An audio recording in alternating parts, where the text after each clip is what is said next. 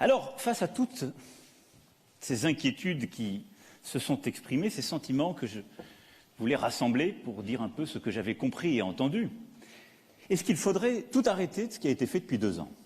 Je me suis posé la question. Est-ce qu'on a fait fausse route? Je crois tout le contraire.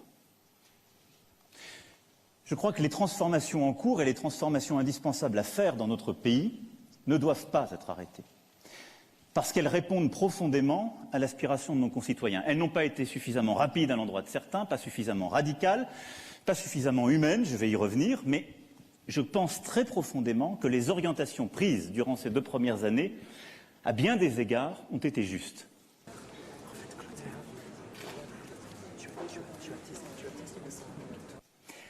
Et il me semble que la meilleure orientation pour répondre aux besoins de justice fiscale n'est pas d'augmenter les impôts de tel ou tel, non, mais plutôt de baisser les impôts du maximum de nos concitoyens, en particulier de toutes celles et ceux qui travaillent, et au premier chef des classes moyennes.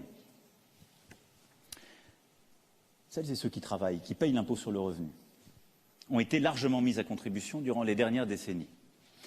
Je serai donc simple, je ne veux pas de hausse d'impôts, et je veux des baisses pour ceux qui travaillent, en réduisant significativement l'impôt sur le revenu.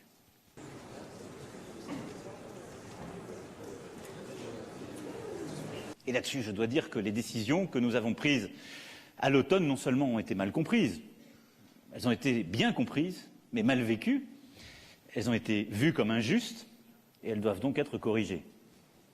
C'est pourquoi, au 1er janvier prochain, je souhaite que nous réindexions les retraites de moins de 2 000 € et qu'il n'y ait plus de sous-indexation de quelque retraite que ce soit à partir de l'année 2021.